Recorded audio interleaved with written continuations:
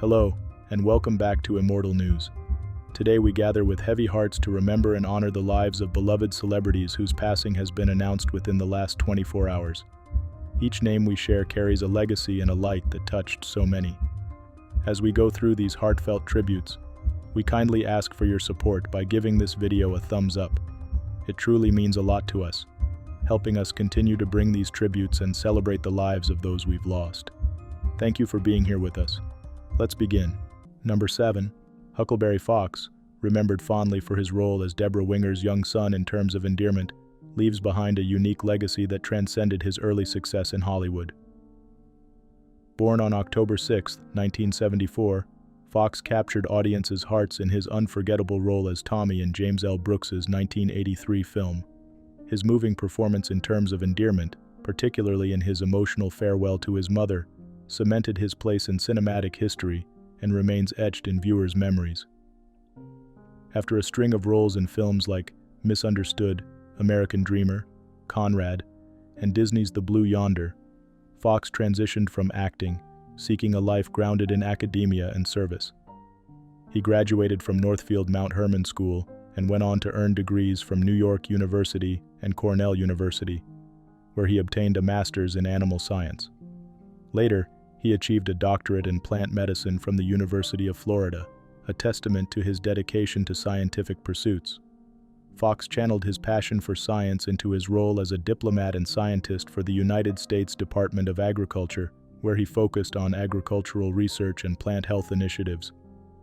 His work demonstrated a commitment to environmental and agricultural advancement, making an impact far from the spotlight of his Hollywood beginnings. Huckleberry Fox passed away at the age of 50. He is survived by his wife, Mercy, their 2 sons, his parents, and 5 siblings. His life reflects a rare journey from screen to science, leaving an everlasting mark on both the arts and agricultural science communities. Tributes to Huckleberry Fox.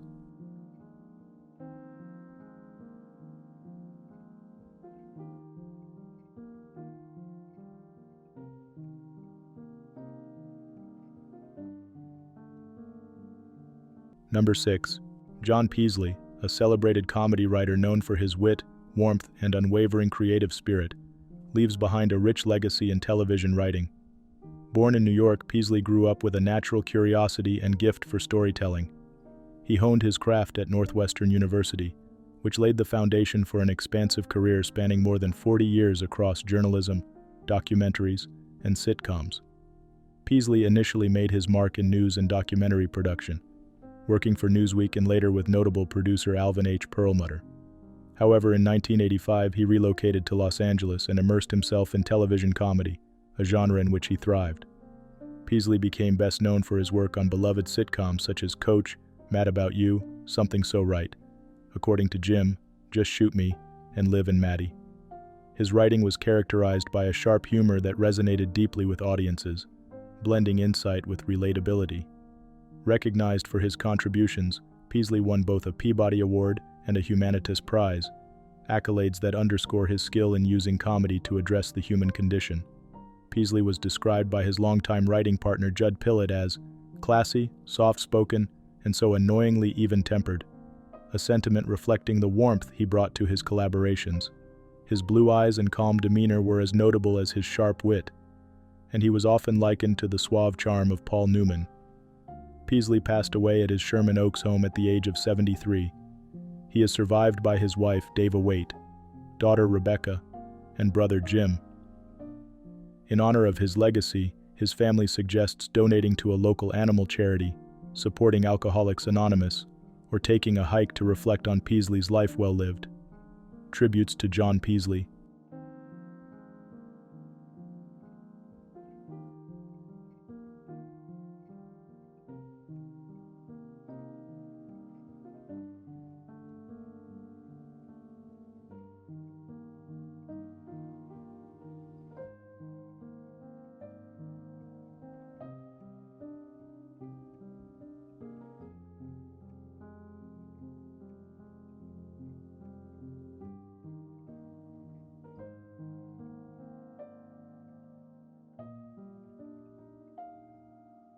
Number 5.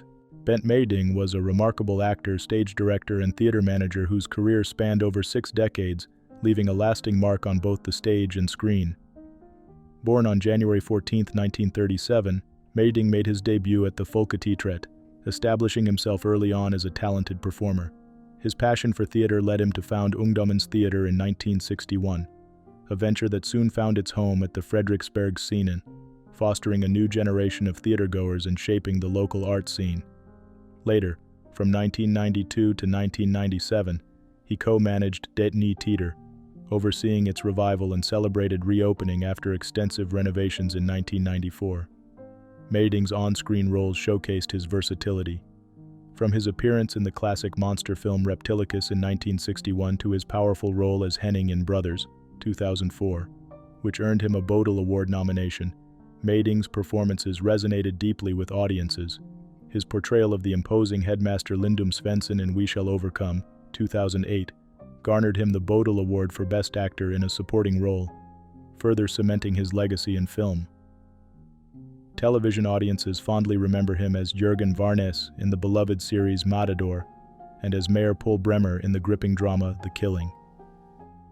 Married to actress Susa Vold, Mejding's life was deeply entwined with the arts, and his contributions extended beyond acting.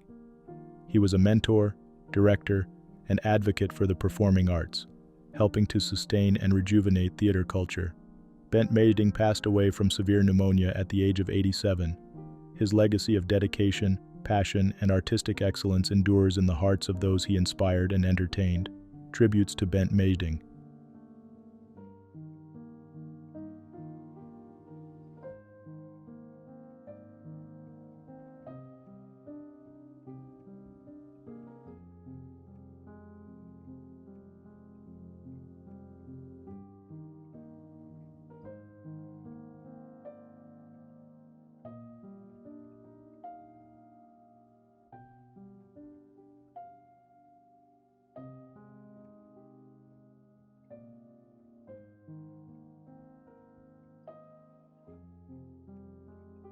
Number 4. Brian Maxine, affectionately known as Goldbelt, was a legendary figure in British wrestling, celebrated for his strength, charisma, and versatility. Born on August 13, 1938, Maxine's early years shaped a passion for sports that would propel him into the wrestling spotlight. He captured the British welterweight championship in 1969, and shortly thereafter claimed the British middleweight title in 1971. With his dual championships, Maxine became the first wrestler to hold titles in 2 weight divisions since the post-war reorganization of British wrestling, a testament to his skill and dedication. Maxine's flamboyant personality and striking in-ring presence made him a beloved fixture on the 1970s television program World of Sport, where he gained a fan base far beyond traditional wrestling circles. His influence extended off the mat, with Maxine taking on a unique role in the arts. Notably, he trained Debbie Harry of Blondie in wrestling techniques for her role in Teaneck Tansy, the Venus flytrap, which highlighted his adaptability and commitment to his craft. In her memoirs, Harry recalled Maxine's intense dedication, describing him as a skilled and serious coach who taught her the holds, falls, and moves required for the show. Beyond wrestling, Maxine pursued a successful career as a cabaret artist, recording country and western albums, and collaborating with renowned musicians like Fairport Convention.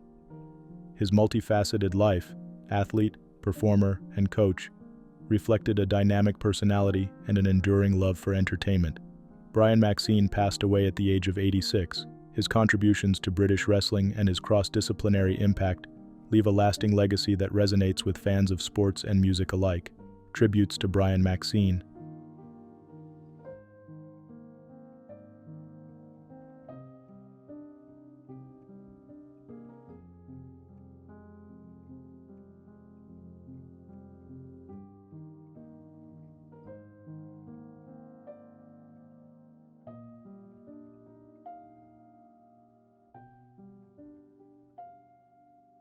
Number 3.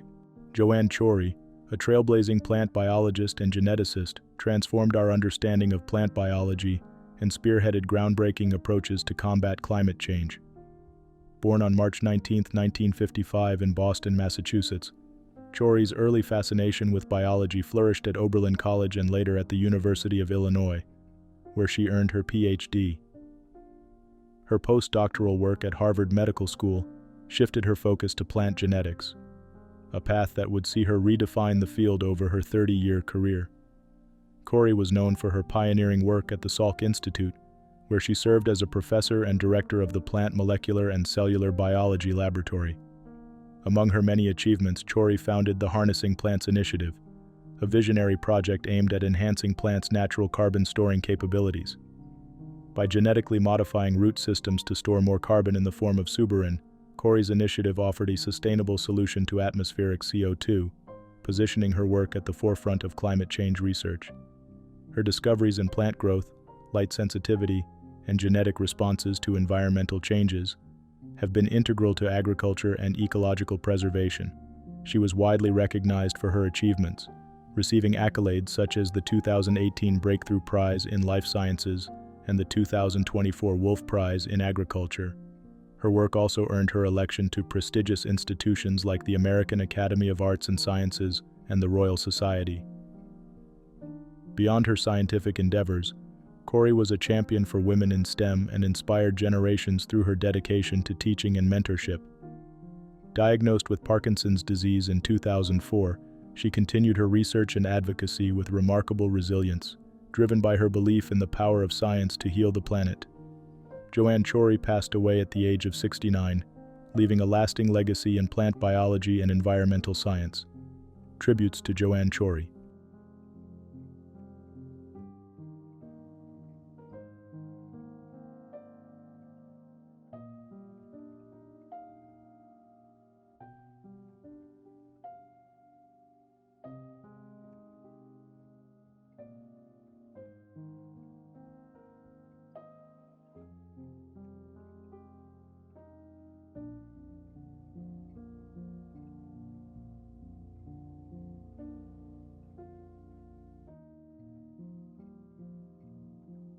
Number 2.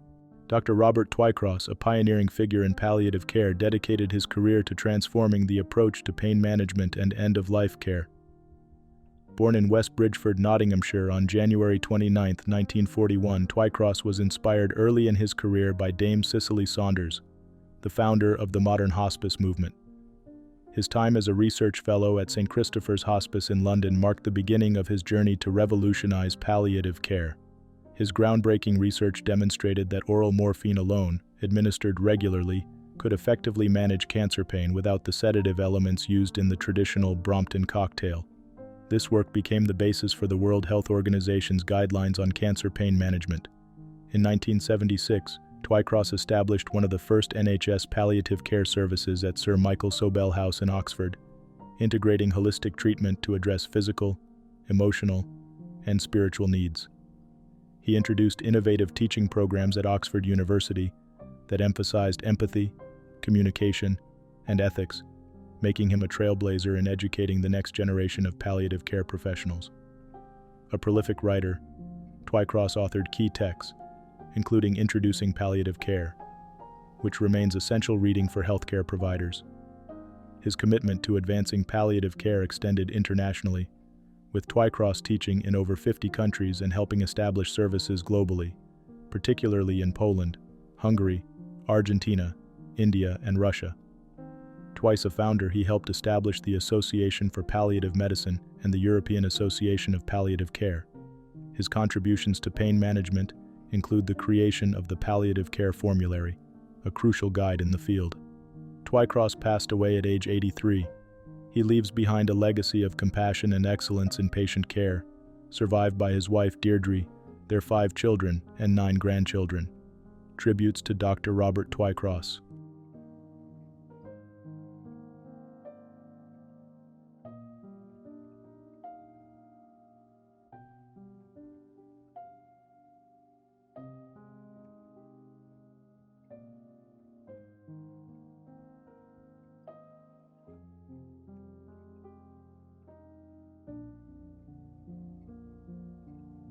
What's trending on the internet?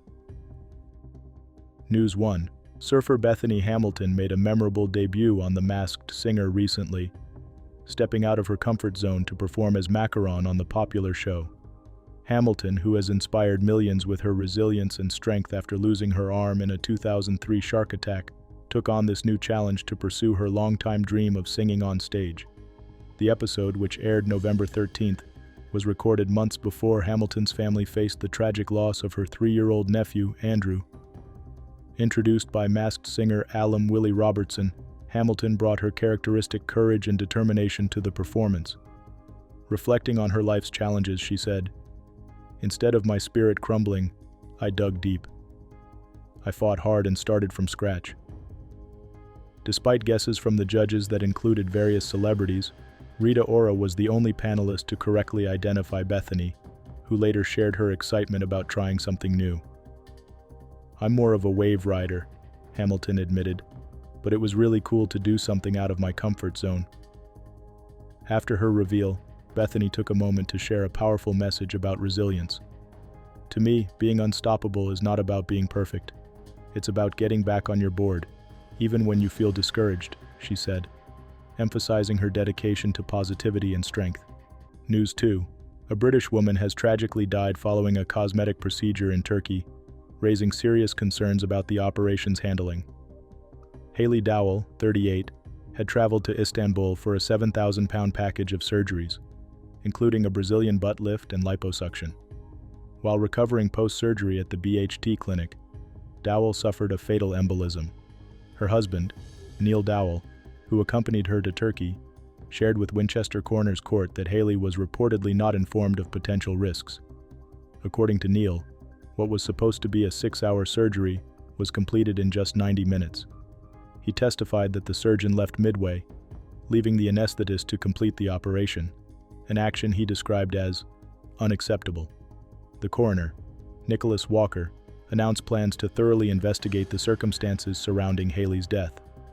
He has scheduled further inquests for January, also indicating plans to issue a prevention of future deaths report aimed at improving oversight and safety in such procedures. This case brings heightened attention to overseas cosmetic procedures, with the UK's Foreign Office reporting that 28 British citizens have died from similar operations in Turkey since 2019. Haley's tragic passing serves as a stark reminder of the importance of transparency and rigorous safety measures in elective surgeries. News 3. Tim Sullivan, a noted science fiction author and actor known for his novels based on V, the cult TV series, has passed away at 76. Sullivan died on Sunday in Newport News, Virginia, from congestive heart failure, his friend of 50 years, John R. Ellis, shared. A versatile storyteller, Sullivan published 7 sci-fi novels during his career, including 3 based on Kenneth Johnson's V franchise, which captivated audiences with its tales of alien invasions.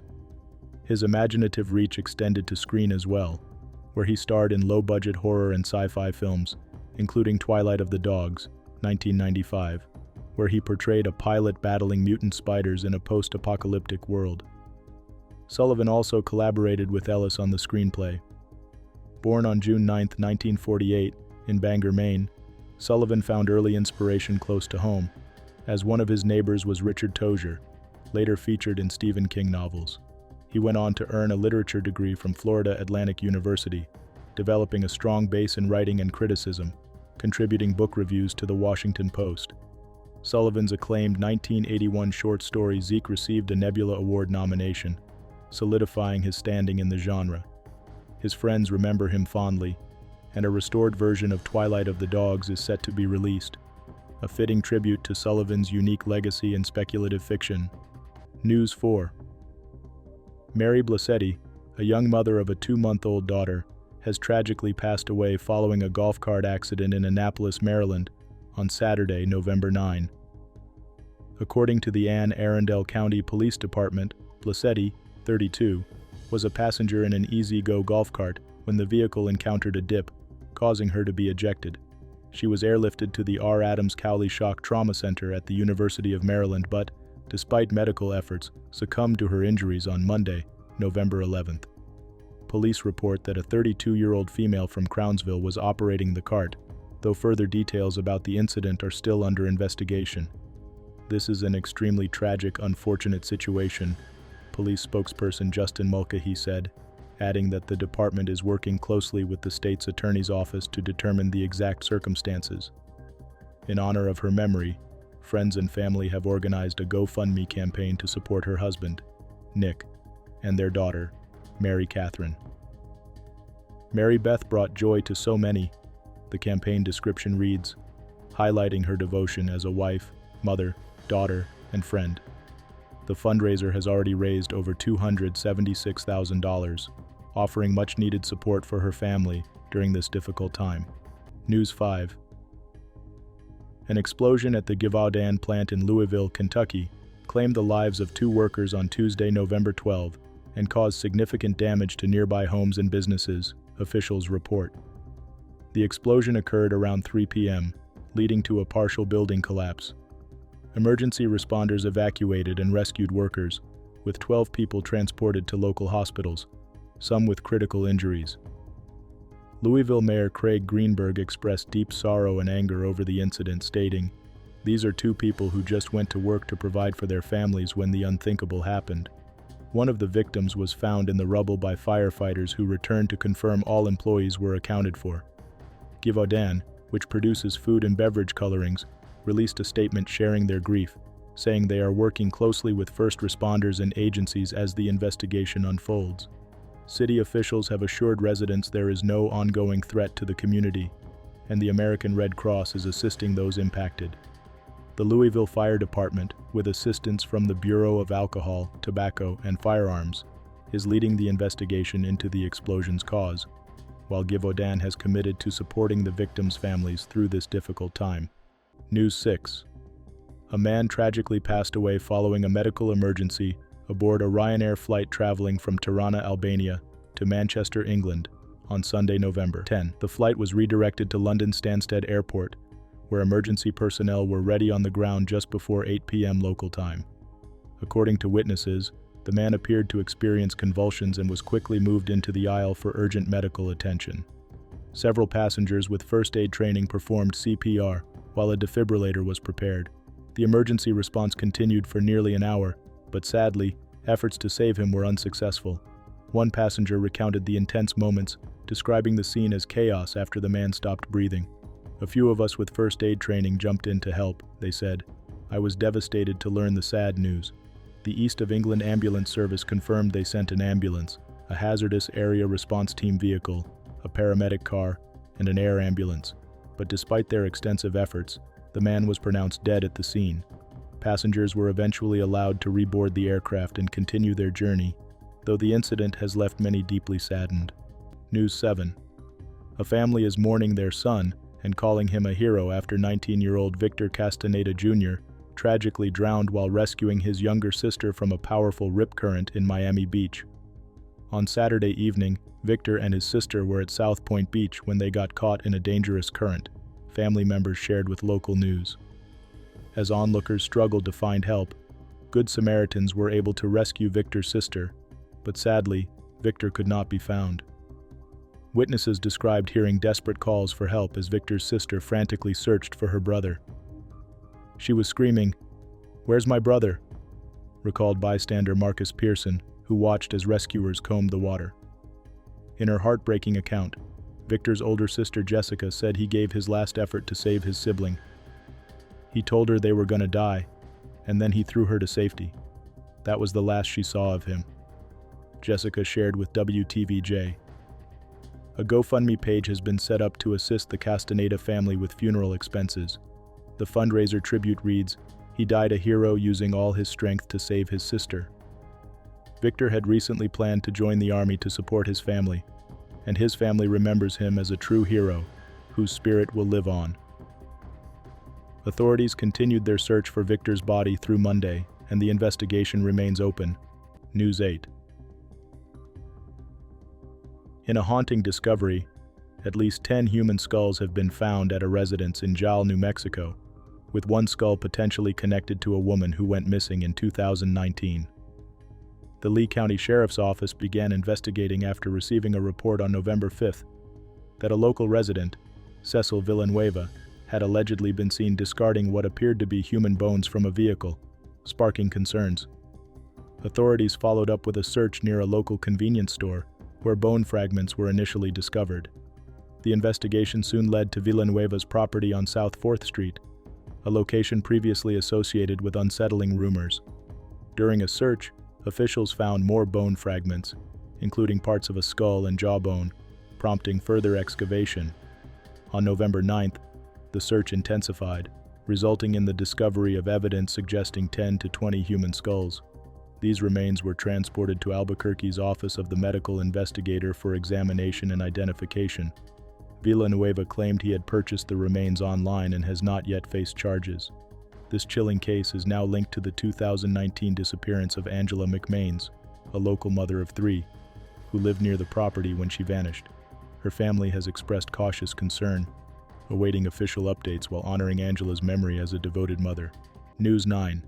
Actor Josh Brolin recently revealed his constant reliance on nicotine pouches, admitting that he even keeps them in while he sleeps.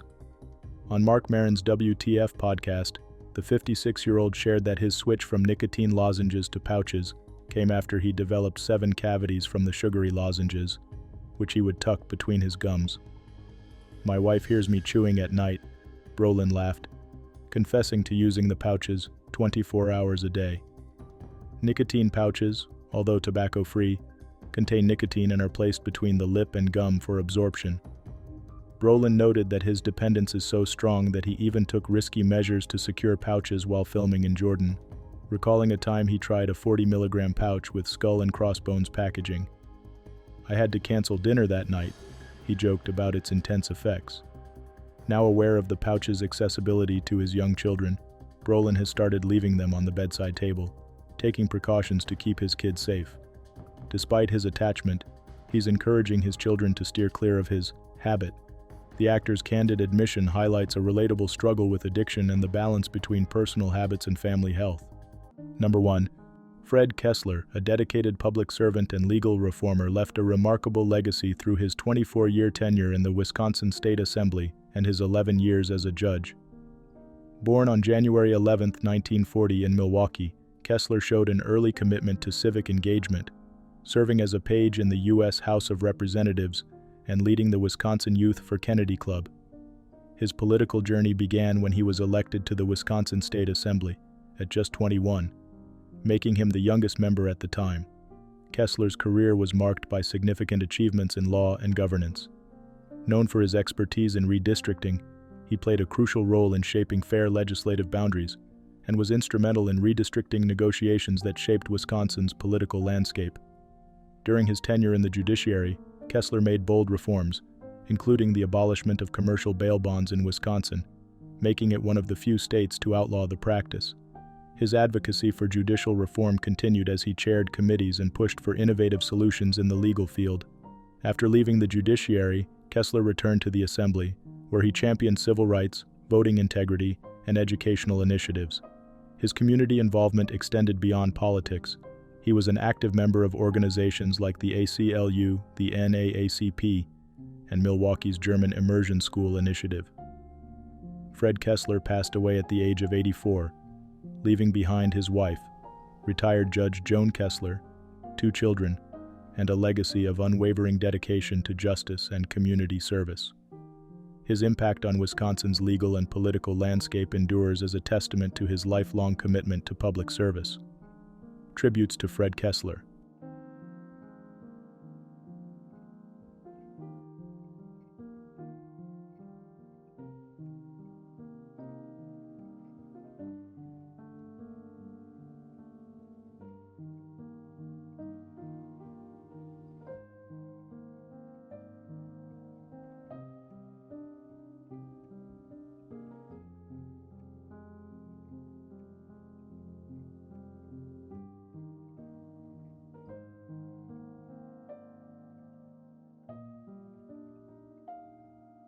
Timothy West, a legendary figure in British theatre, film, and television, leaves an everlasting legacy of captivating performances across a career spanning 7 decades.